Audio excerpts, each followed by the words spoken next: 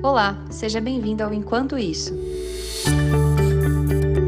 um podcast que reúne todas as vezes que o Daniel pregou por aí e valeu a pena guardar.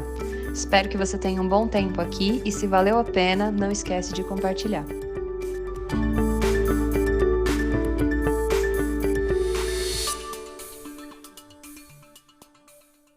Eu recebi a missão, lá no começo da série, de falar sobre amizades fiéis. Eu decidi, então, sondar, dar uma olhada em algumas histórias, tipo Noemi e Ruth, Davi e Jonatas, ou Davi até e Abigail. Se você não sabe do que eu estou falando, não tem problema, você está no lugar certo.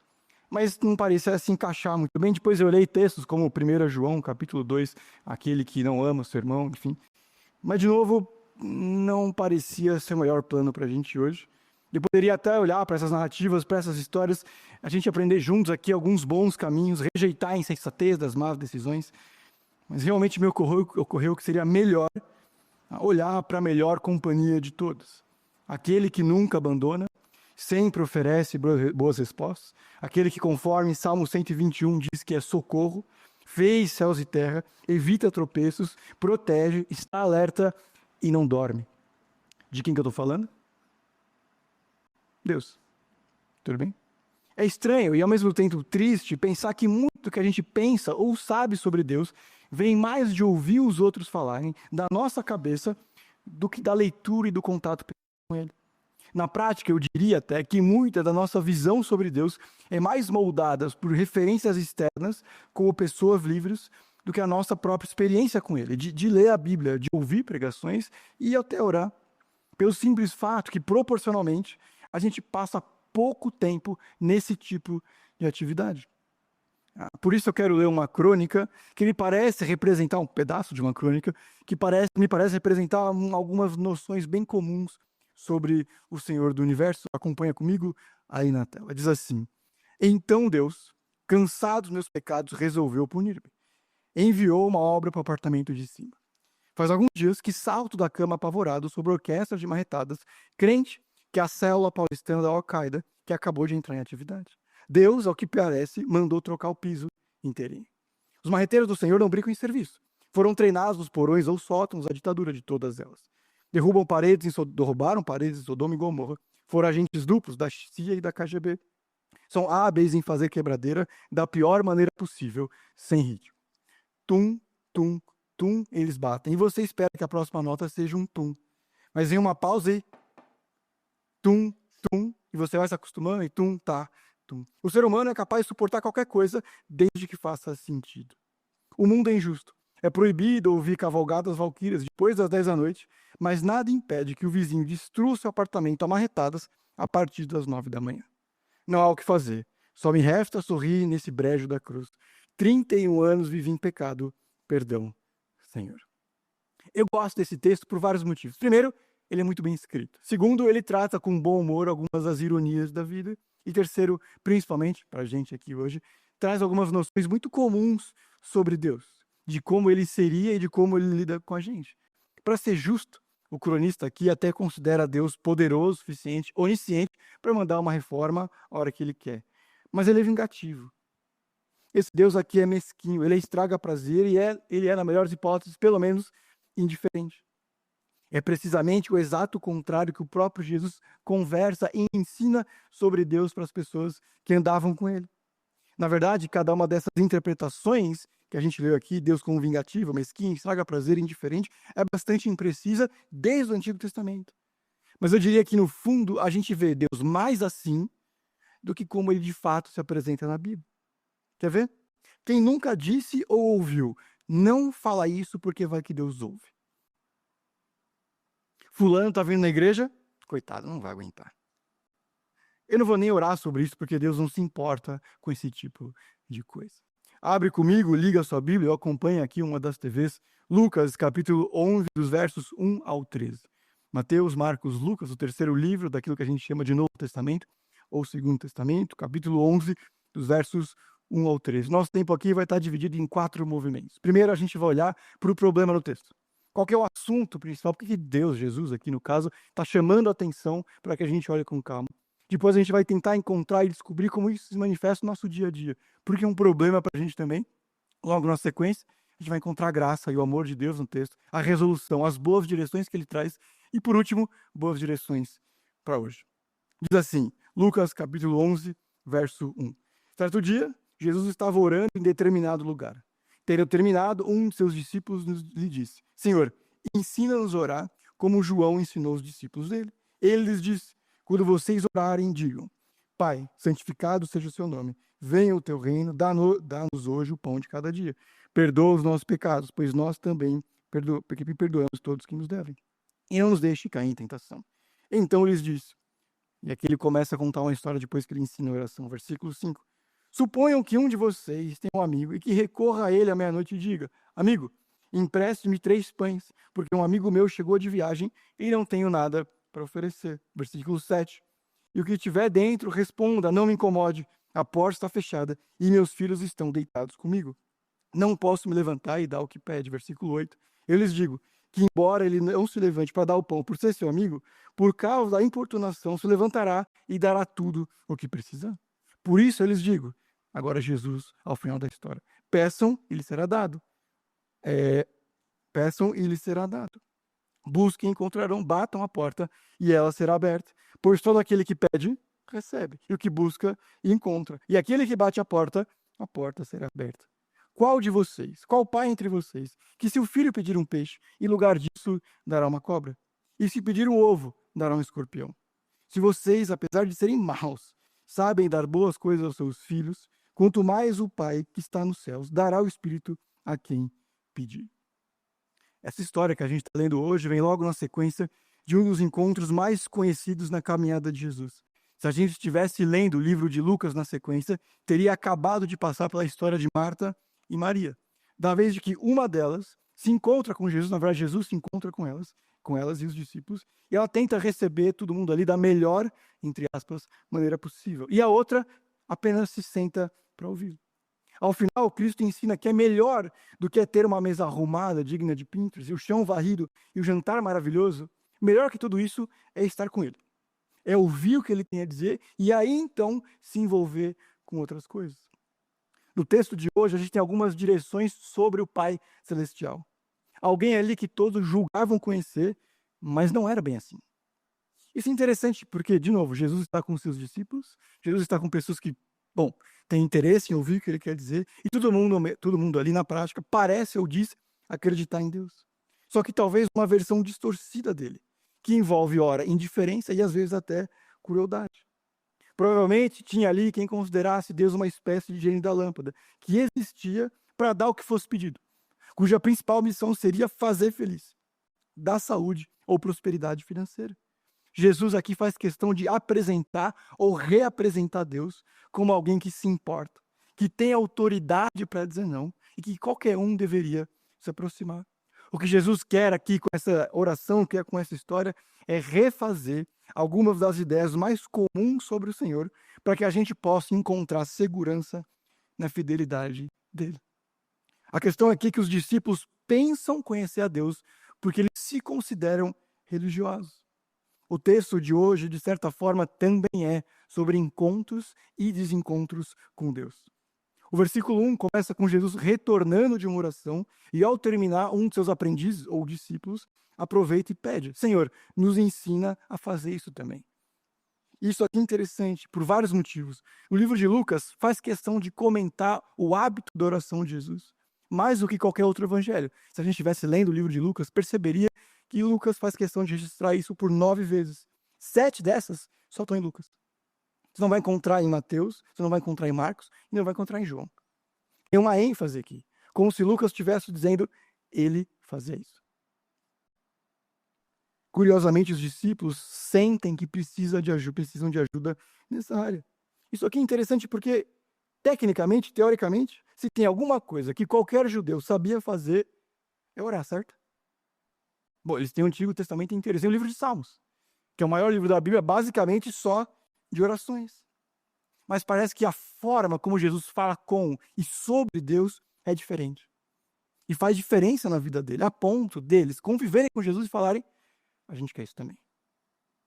E aí Cristo traz esse trecho que parece muito o Pai Nosso.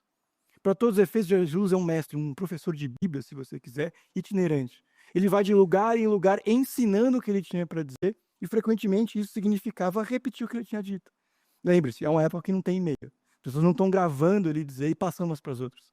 Então ele vai passando mais ou menos as mesmas, ou trechos das mesmas coisas, por onde ele vai. A gente não vai investir tanto tempo nesse resumo do Pai Nosso, a gente vai gastar um pouco mais nessa história que ele conta a partir do versículo 5, em que a gente tem um cenário bem simples. 2 amigos se veem no impasse. O primeiro recebe uma visita à meia-noite. E antes que isso pareça estranho, é importante lembrar, ou talvez descobrir, que naquela época era até hábito viajar nessa hora do dia, especialmente por causa do clima. Então eles frequentemente viajavam de noite, e isso significou que alguém chegou, por exemplo, à meia-noite. E assim que esse primeiro anfitrião recebe alguém, ele descobre que não tem nada a oferecer. E essa é uma vergonha tão grande, não ter nada, que esse homem prefere ir acordar a família do outro amigo, ao invés de não oferecer nada. Ele prefere correr o risco que os outros vizinhos descubram, porque isso envolve gritar: eu não tenho comida para visita. Agora, perceba que Jesus começa a contar essa história com um tom retórico. Quem de vocês, tendo um amigo que chegou de viagem e não tendo nada para oferecer, não faria o mesmo que ele? A resposta padrão das pessoas que estão ouvindo é: ninguém. Quem aqui negaria ajuda para alguém que chega de viagem? Ninguém. No versículo 7 e 8 diz que esse amigo, depois de alguma insistência, se levanta, entre aspas, e entrega tudo o que precisa. E aí no versículo 9 tem uma virada que é o ponto de onde Jesus quer chegar. E ele diz: se até um amigo terreno oferece ajuda à meia-noite, quanto mais o Pai Celestial. Por um lado, Jesus quer que os ouvintes sejam como o primeiro vizinho, pessoas insistentes, que perseveram no contato com Deus, que continuam conversando com Ele, que dizem as dificuldades, que expõem as lutas. Por outro, ele quer mostrar que Deus é um Pai cuidadoso. Versículo 11. Se os pais não dão cobras, nem escorpiões, quando os filhos pedem peixe e ovos, quanto mais Deus. No versículo 13, Jesus não se poupa, nem deixa de usar, ou não usa eufemismos. Ele diz: se vocês que são maus dão bons presentes, quanto mais o Pai Celestial. E aqui tem um detalhe, porque passaria em branco para nós que não somos judeus, moradores de Israel dos anos 30, chamar Deus de Pai. Jesus ouve o pedido, nos ensina a orar, ele aproveita para reconstruir não só a noção de oração, mas algumas noções sobre o relacionamento com o Senhor.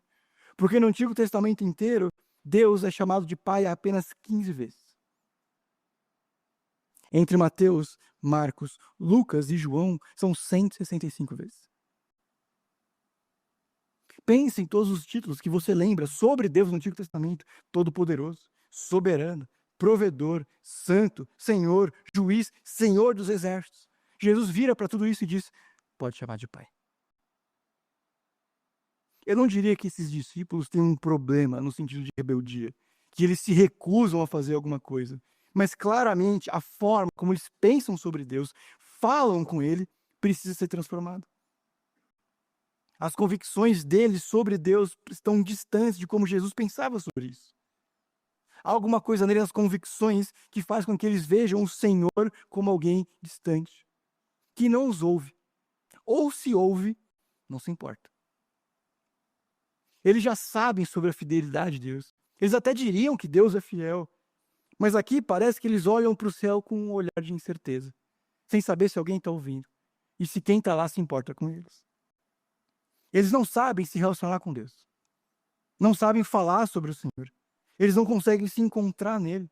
E por isso desperdiçam o privilégio de conviver de fato com Deus, de experimentar as bênçãos e desfrutar da fidelidade, da presença dele.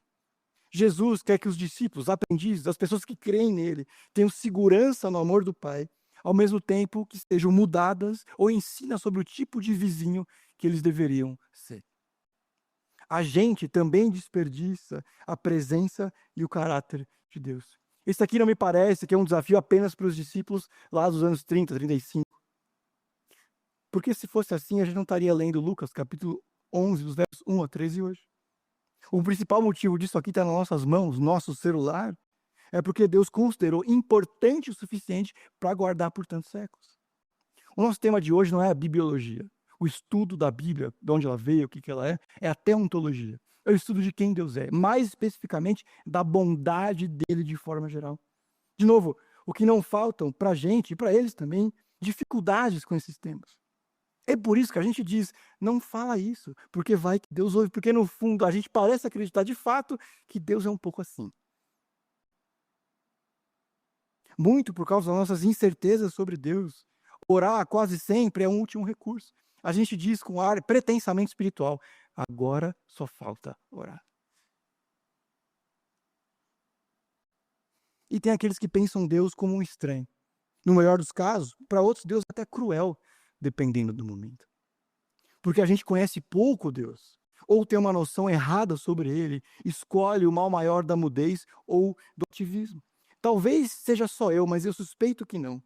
O que acontece, seja por peso na consciência, vergonha, ou simplesmente por não saber por onde começar, a gente protela ou simplesmente não procura o Pai que está no céu, nem os filhos dele.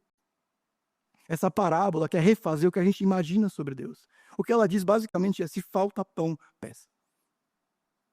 Antes da gente se afogar no mar de possibilidades, de se torturar, calculando cada um dos se isso acontecer, se aquilo, parte do porquê a vida é tão difícil para a gente às vezes, é que por orgulho a gente decide enfrentar os problemas sozinho. E não precisa ser assim. Deus não está se comparando a esse vizinho que cede à pressão. Não é água mole em pedra dura, tanto bate até que fura. Ele está se contrastando com ele. Ele está dizendo: comigo não é assim. Eu sou melhor. Eu sou atencioso e eu sou sábio. Não é, portanto, o que a gente faz para que Deus venha fazer. É sobre quem ele é, independente de qualquer coisa. Talvez o segredo para encontrar finalmente Deus seja parar. Parar de tentar.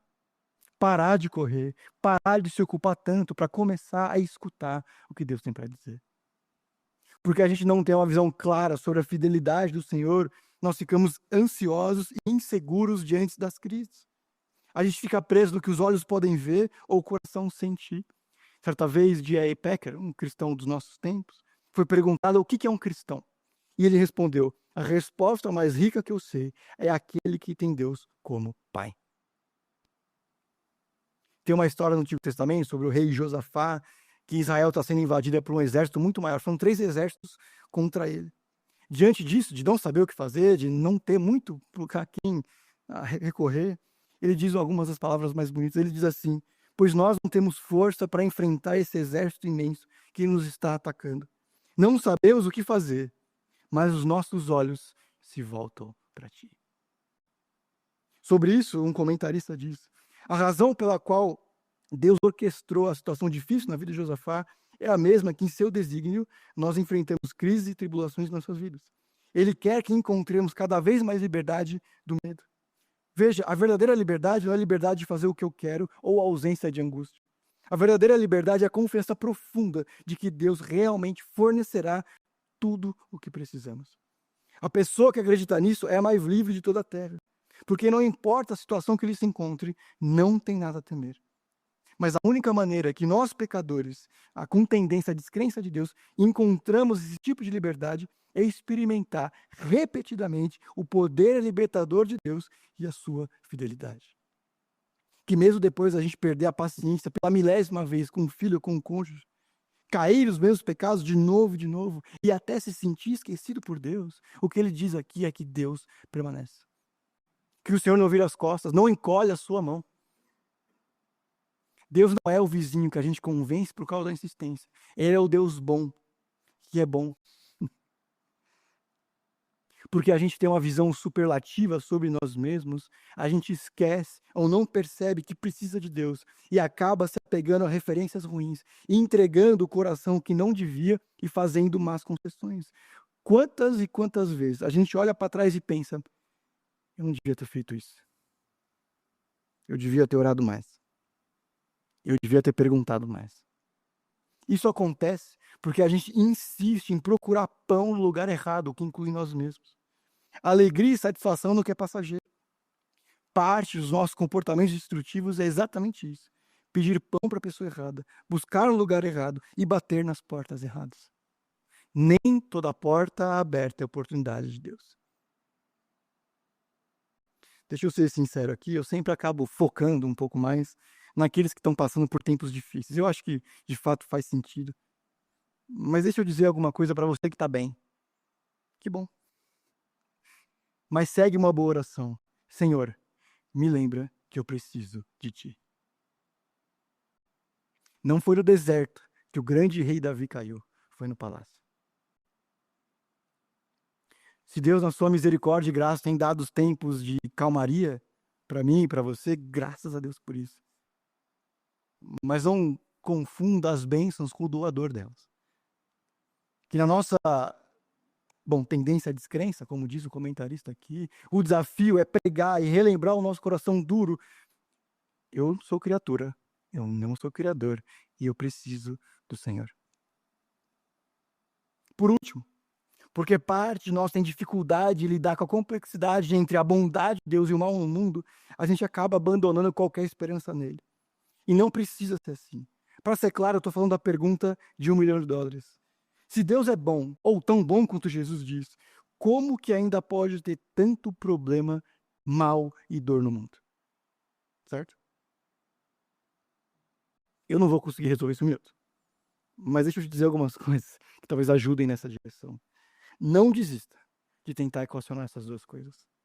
Primeiro, porque não é porque eu não vejo razão na dor, no mal e na dúvida que não tem nenhum. Se a gente considera que existe um Deus poderoso o suficiente e bondoso desse jeito para ficar incomodado com o mal, também a gente crê que existe um Deus grande o suficiente para ter bons motivos que isso permaneça ou aconteça. É que a gente não sabe. As duas coisas podem ser verdade. Ainda que agora, desse ângulo, desse jeito, desse lado da eternidade, eu não vejo muita explicação. Não é porque eu não tenho os motivos que eles não existem. Segundo, é verdade.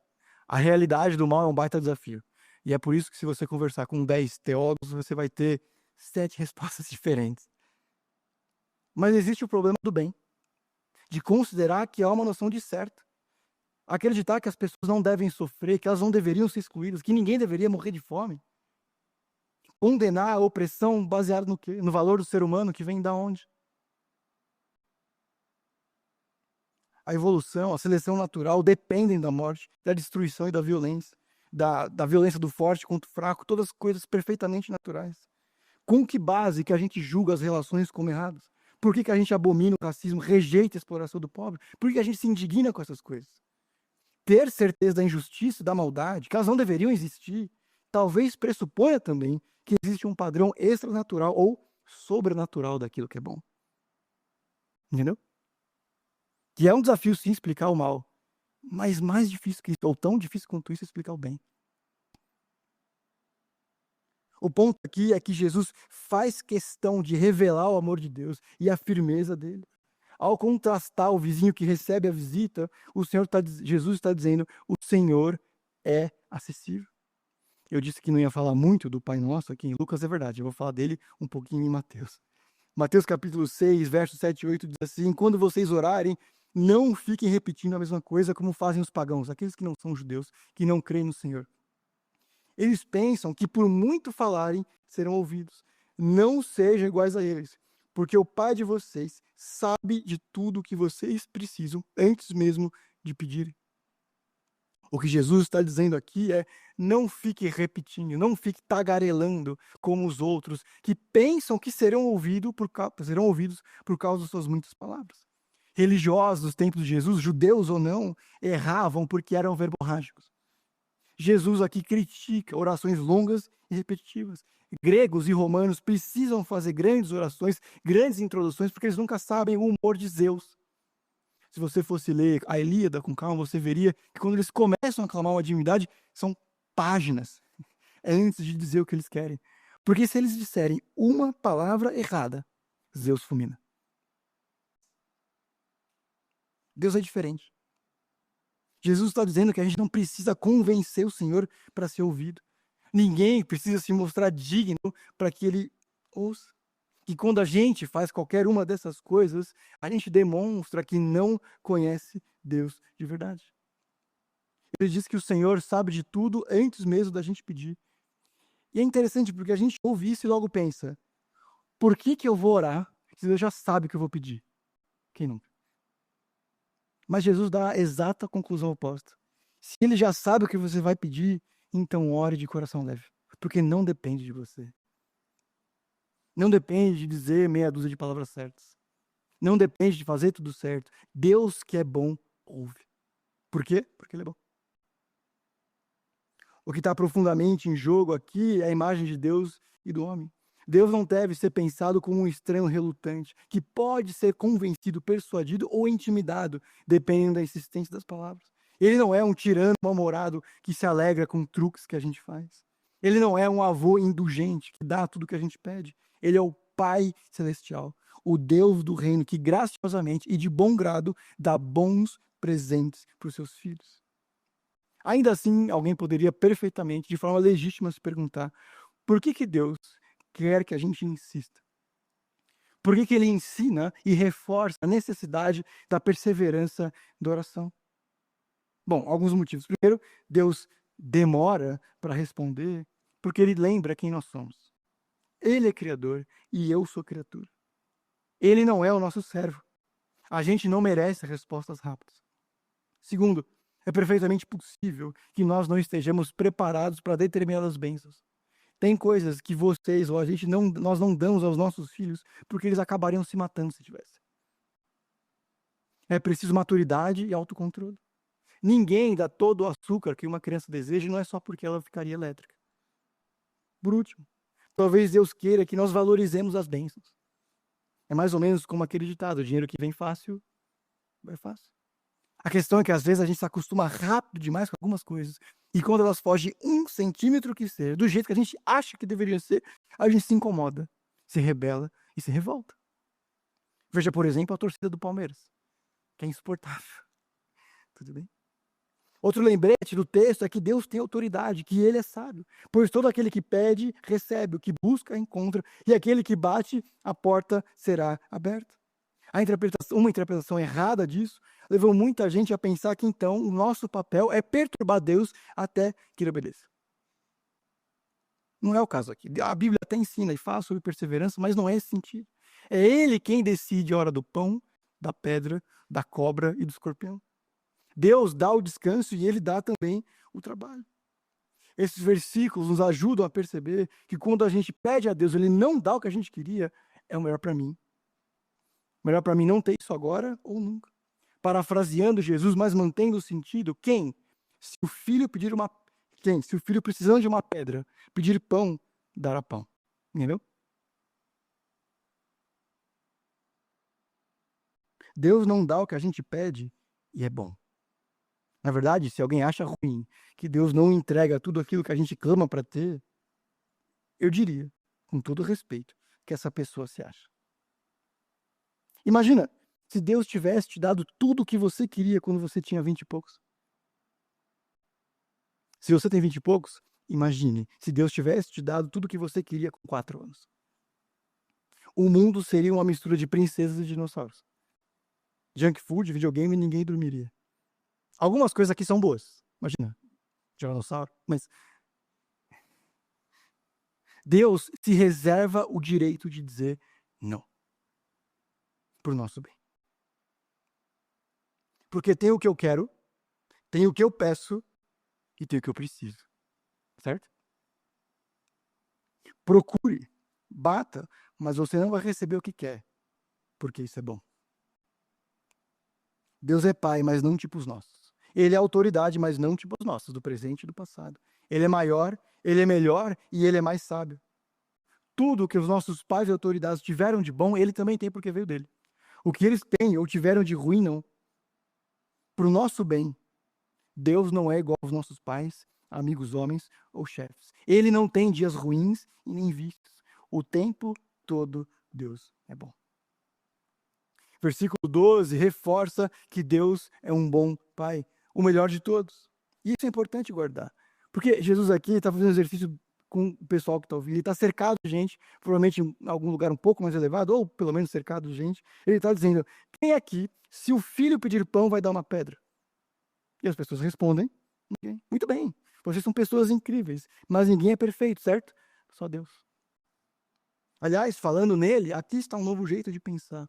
Jesus usa essa ideia de que os seres humanos, tendo filhos, se eles pedirem algo, não darão alguma coisa que é inútil ou vai machucar. Pensa nisso. Se qualquer ser humano disfuncional, eu e você, temos esse instinto, quanto mais Deus. Jesus quer que a gente pense no Senhor de uma forma completamente nova. Não em um Deus que gosta de complicar a vida e envia reformas a bel prazer.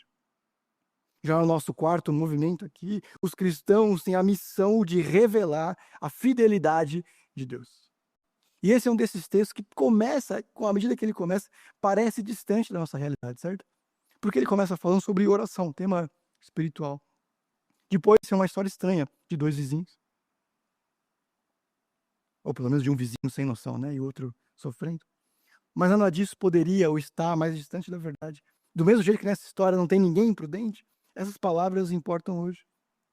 O que Jesus está ensinando é sobre liberdade de algumas mentiras que nos fazem dormir mal à noite e viver ansiosos durante o dia. Liberdade, não, verdadeira liberdade, não é a liberdade de fazer o que eu quero, porque isso ninguém tem. Não é a ausência de angústia, porque, de novo, todo mundo tem problema. Não é sobre ter todo o recurso possível, porque até quem tem muito sente falta demais. Verdadeira liberdade é a confiança profunda de que Deus, 1, se importa comigo. 2, provê tudo o que eu preciso. E 3, nunca me deixa na mão. Que Deus se importa comigo. Que Ele provê tudo o que eu preciso, não tanto o que eu quero, não tanto o que eu gosto, mas o que eu preciso. E 3, Ele nunca me deixa na mão. Essas são 3 boas verdades para guardar o nosso coração, repetir, pregar para nós mesmos quando os dias forem difíceis. Porque quando os dias são duros, e eles virão, o que sustenta a gente é a doutrina. São os versículos, é o decorar da palavra, é o confessar da verdade. Por isso fuja um pouco de todo mundo que diz, não vamos falar de teologia, vamos falar de Jesus. Livre não é quem tem tudo na mão, mas aquele que coloca tudo na mão de Deus. E esse é o ponto aqui. A pessoa que acredita nisso é a mais livre de todas as outras na Terra. Porque, independente de qualquer situação que se encontre, não tem nada a temer. Versículo 9, por isso digo, peçam e lhes será dado, busquem, encontrarão, batam e a porta será aberta. A implicação clara do que ele está dizendo aqui é, tem coisas boas que Deus gostaria que acontecesse em você, por meio de você, na sua vida ou no mundo, que vão acontecer se você pedir ou obedecer. Se você pede, recebe. Se você não pede, talvez não. Talvez soe um pouco estranho, mas faz todo sentido. Se eu quero ter uma vida boa, tranquila, na medida do possível, se eu quero ser sábio, de acordo com a sabedoria de Deus, como que eu posso conseguir isso longe do Senhor? Sem pedir por isso? Sem ter contato com as Escrituras? Senhores, é possível, apenas com as minhas vontades, com as minhas ideias, com a minha experiência, ter uma vida plena? Não, por isso, ore. Deus sempre fará mais do que a gente pode pedir ou imaginar. Jesus está dizendo, orações importam. Eu orava. Isso é real e faz diferença. O ex-arcebispo de Canterbury, Rowan Williams, disse certa vez que apenas notei que coincidências acontecem quando eu oro. Quando eu não oro, coincidências não acontecem. Cristãos que não oram ou oram um pouco são espiritualmente cegos, mudos e surdos para o agir de Deus, inclusive na madrugada. Eu realmente gosto da ideia que esse vizinho bate a porta à meia-noite, porque é o pior horário possível para a gente. Tudo bem? Por isso que a gente põe o celular no modo avião e uma distância considerável, porque não tem chance de ser perturbado. E mesmo assim, ele recebe o que precisa. O que ele está dizendo é, não tem hora ruim para ir até o Pai. Se ele fosse à meia-noite, receberia também. Se ele fosse às 3 da manhã, receberia da mesma forma. E essa consciência de quem Deus é, precisa moldar quem os cristãos são. Porque o normal é que um filho se pareça com seu pai, certo? Basta olhar, por exemplo, para o seu pai. Ou para o meu, ele vem de manhã. Se você vier de manhã, você não precisa perguntar quem é meu pai. Você vai ver. Enfim, quando a gente pensa no papel dos cristãos, Esse texto nos encoraja e questiona o que é ser fiel como Deus com as pessoas ao nosso redor. Como que eu posso desenvolver e manter amizades fiéis considerando quem eu sou ou quem os cristãos são? Filhos do Deus que diz: qual pai entre vocês, se o filho pedir um peixe, em lugar disso dará uma cobra? Quem, se o filho pedir um ovo, dará um escorpião? Filhos do Deus que diz não, que é justo, que fala do nosso pão, que ensina a perdoar os nossos pecados. Certamente é bênção poder ouvir alguém que passou a semana inteira olhando a Bíblia com calma. Mas um problema muito comum no nosso meio cristão é que os chamados pregadores também sejam respondedores. Oráculos de Deus que têm que trazer prontas todas as respostas. Mas isso não é meditar. Não é participar do culto, é assistir. E apesar da gente ter um telão de LED melhor que qualquer cinema, ninguém aqui é espectador. Porque eu não sou apresentador. Eu, inclusive, tenho uma limitação muito simples, eu não te conheço. Não tão bem quanto você a si mesmo. Eu não sei quem são as pessoas que você ama, mas cuja preguiça, má vontade e irritação fazem com que a gente ofereça pedras ao invés de pão e perdão. Eu não sei quais são as pessoas cuja palavra amor não descreveria muito bem o tipo de relação que você tem. Mas que elas precisam e devem te ver como filho ou filha do Deus, que é justo e gracioso. Poucas coisas têm o poder de fazer com que as pessoas se sintam amadas e nos fazem parecidos, tão parecidos com Jesus, quanto a disposição de nos sacrificar alegremente. Poucas coisas honram mais a Deus que a nossa disposição de confiar nele em meio às ansiedades. Pensando sobre isso, já quase encerrando aqui, sobre esse texto, um pregador que você deve ter ouvido falar, John Piper, diz assim: é para isso que vivemos e morremos. 2 pontos. Exaltar Jesus Cristo e o seu glorioso reino que abrange o universo. O clamor do nosso coração, jovens, idosos, homens e mulheres, ricos e pobres, é a glória de Jesus Cristo. Para que com plena coragem, agora e sempre, Cristo seja honrado em nossos corpos, quer pela vida, quer pela morte. Existem 1000 maneiras de magnificar Cristo na vida e na morte. Nenhuma deve ser desprezada. Todas são importantes. Mas nenhuma faz o valor de Cristo brilhar mais intensamente que o amor sacrificial pelas pessoas em nome de Jesus.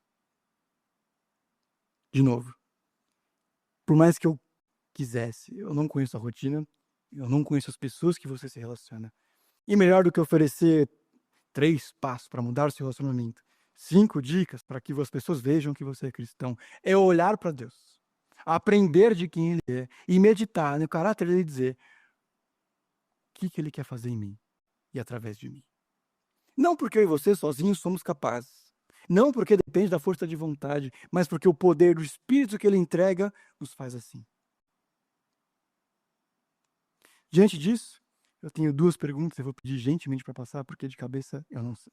Primeiro, quem é Deus para mim? Pai? Alguém que eu de fato confio? Que eu conheço e que eu converso? Que eu tenho desfrutado do privilégio de poder ter os ouvidos dele inclinados para mim? Não é pouca coisa. O Senhor do Universo, Criador de céus e terra, decidiu, porque é bom, ouvir as nossas orações, corrigir os nossos erros e conduzir em cada decisão da vida. E não desfrutar disso é desperdício. É viver como se a gente não conhecesse. É viver como se nunca tivesse ouvido o nome dele. E se você está aqui hoje, boas notícias. Tem pelo menos um texto dizendo quão bom Deus é. Que não quer dizer que ele existe como um avô negligente, que entrega tudo que a gente pede de forma inconsequente, não. Ele é justo, ele é bom e ele dá o que a gente precisa. Segunda pergunta: com quem Deus tem me desafiado a ser como ele? Quem são as pessoas ao meu redor que pedem por perdão e eu ofereço silêncio? Quem são as pessoas ao meu redor que pedindo pão eu ofereço pedra? Que pedindo ovo eu ofereço serpentes, para usar os termos do texto. A ideia de todo esse projeto é sermos como Deus é, como o filho dele, Jesus é, o irmão mais velho, como vai dizer Romanos capítulo 8, versos 28, 29 e 30. Vamos orar. Senhor, meu Deus e Pai, muito obrigado pelo privilégio que é te conhecer. A gente pede, Senhor, que o Senhor faça o nosso coração ser mais humilde, de perceber a necessidade que a gente tem de se aproximar do Senhor. Senhor, nos ajuda, Senhor, a perceber as nossas limitações, a confiar no Senhor em meio às dificuldades, para que a gente possa desfrutar do privilégio que é te conhecer. Pedimos, Pai, que essa verdade, da sua bondade, da sua presença, Senhor, nos ajude, Senhor, a pensar como nós podemos ser fiéis nos nossos relacionamentos, nas nossas amizades, com as pessoas que nos cercam. Sejam elas as quais a gente ama ou que a gente não ama tanto assim, Senhor. Que o teu poder, o poder do seu Espírito, Senhor, continue a nos transformar, Senhor, em pessoas mais parecidas com o seu Filho Jesus. Senhor, muda quem nós somos, molda, Senhor, cada centímetro do nosso ser, para que nós sejamos mais parecidos com o Senhor, para o nosso bem. Obrigado por ser Deus bondoso, presente também, Senhor.